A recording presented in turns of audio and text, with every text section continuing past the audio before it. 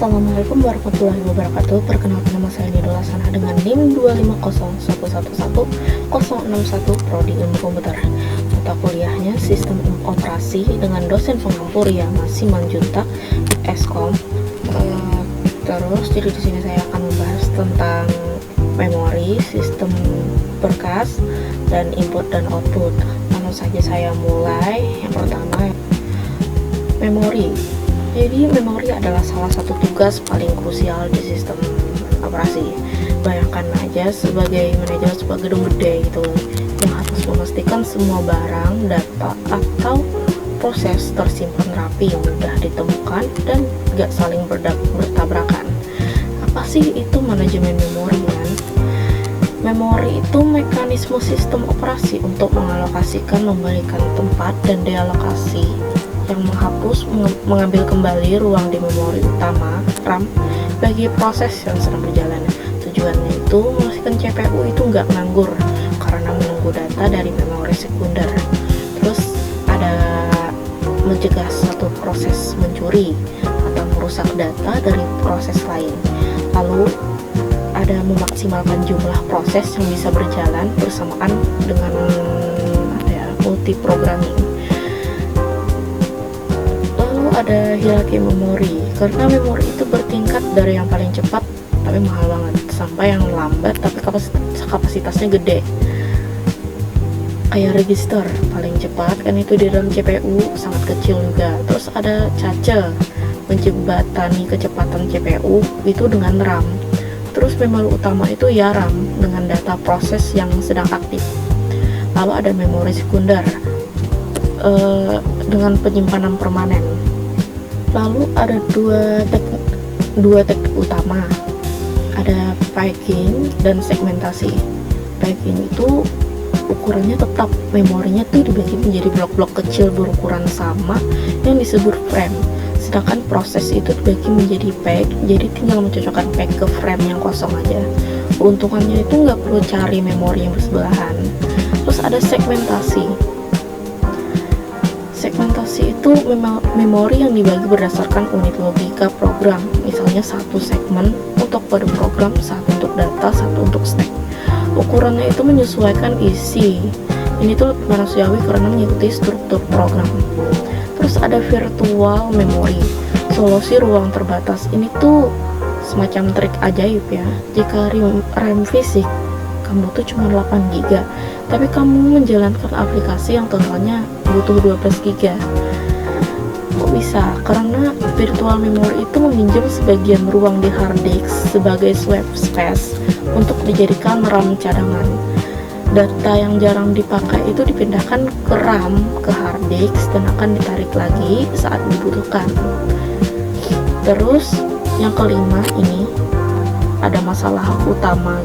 Yang kelima, fragmentasinya itu saat proses di load dan di onload terus menerus, memori akan memiliki banyak lubang kosong yang nggak kepake. Fragmentasi eksternalnya ruang kosong yang tersebar di antara blok-blok proses. Total memori itu cukup, tapi karena nggak bersebelahan nggak bisa dipakai. Terus ada fragmentasi internal, ruang kosong di dalam blok yang dialokasikan itu kepake sepenuhnya. Misal ya, kamu punya 5 KB nih 5, tapi sistem tuh cuma punya blok 6 KB, jadi satunya itu kebuang. Selanjutnya ada sistem berkas, habis memori ya. Jadi sistem berkas itu adalah metode dan struktur data yang digunakan oleh mengatur, menyimpan, menamai, dan mengakses data pada media penyimpanan seperti HDD, SSD, atau flash disk. Tampaknya data tuh cuman akan jadi tumpukan biner yang gak terorganisir dalam disk. Kayak satu fungsi utamanya. Fungsi utamanya itu menyediakan struktur hierarkis berupa direktori, folder ya, dan berkas file. Terus manajemen ruangnya itu melacak bagian disk mana yang kosong dan mana yang sudah keisi. Lalu ada proteksi dan keamanannya. Itu mengatur hak akses siapa yang boleh membaca, menulis, atau menjalankan berkas. integrasi data ya, menjamin data tuh tetap konsisten dan tidak rusak saat terjadi kegagalan sistem. Ini adalah folder dan file. Ini tuh struktur dasar. Jadi folder ini unit penyimpanannya itu terkecil yang memiliki nama, isi, dan atribut seperti ukuran, tanggal dibuat, dan pemilik itu. Terus ada direktorinya. Ini file folder, tabel yang menyimpan daftar berkas dan informasi lokasinya. Ini tuh membantu sistem operasi memasukkan nama berkas ke blok fisik di DEX. Terus ada komponen implementasi untuk memahami bagaimana ya sistem operasi ini berbicara dengan DEX. Coba perhatikan, boot control block itu sebenarnya berisi informasi untuk booting sistem operasi. Terus ada volume control block, berisi detail-detail tentang volume atau partisi, ukuran, jumlah blok, dan lain-lain. Terus ada file control block, berisi informasi mendetail tentang setiap berkas, izin akses, kepemilikan, lokal data di DEX. Lalu ada metode alokasi. Jadi metode alokasi ini tuh cara menaruh data di DEX. Alokasi berurutan, cepat ya. Itu tuh setiap berkas menempati blok yang saling bersambung. Kelebihannya itu cepat untuk akses sekuensial, tapi ada kekurangannya, yaitu terjadi fragmentasi eksternal yang parah. Lalu yang kedua ada alokasi terhubung. Ini tuh setiap blok berisi penunjuk pointer ke blok berikutnya. Kelebihannya tuh nggak ada fragmentasi eksternal. Kekurangannya lambat untuk akses acak, random access ya.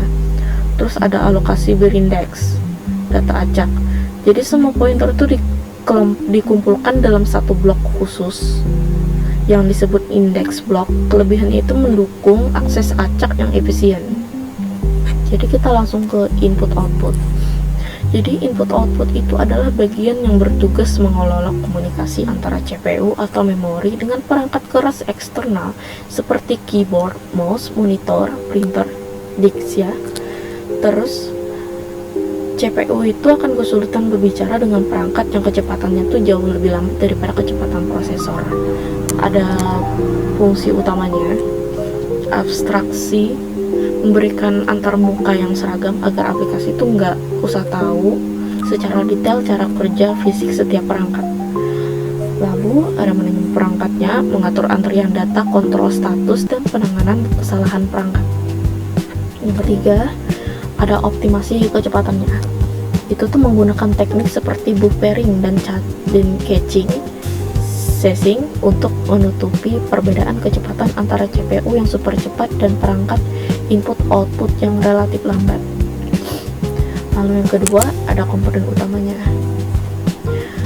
yaitu device. Terbagi menjadi blok device. Data disimpan dalam blok, misal hard disk, SSD, dan karakter device. Data tuh dikirim sebagai aliran karakter, misal keyboard, mouse gitu kan. Lalu ada controller, komponen elektronik yang bertugas mengubah sinyal digital dari CPU menjadi perintah yang dimengerti perangkat fisik. Lalu ada driver, program perangkat lunak yang menjadi penerjemah antara sistem operasi dan controller. Nah, terus ada teknik komunikasi yang diawali dari polling program. Jadi diawali dari program polling, CPU terus-menerus mengecek status perangkat, udah siap belum, udah siap belum. Ini tuh sangat membuang waktu ya.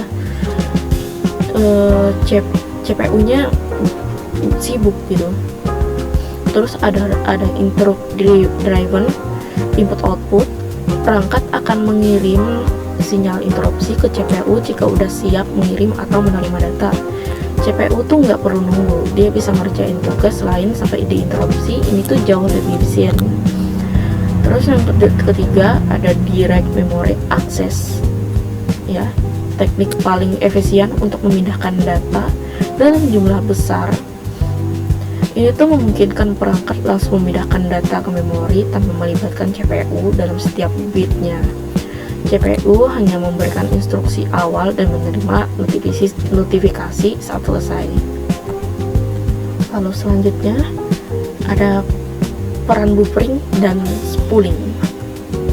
Jadi buffering itu menyimpan data sementara di memori buffer saat terjadi transfer antara dua perangkat dengan kecepatan berbeda. Terus ada spooling. Ini tuh teknik antrian, misalnya saat mencetak dokumen itu dimasukkan ke antrian spool di disk lalu printer mengambilnya satu persatu. Ini mengecek bottleneck pada aplikasi. Lalu ada device driver. Ini tuh program perangkat lunak yang bertindak sebagai penerjemah instruksi CPU ke bahasa perangkat fisik ya. Perangkat fisik itu apa? Laptop contohnya.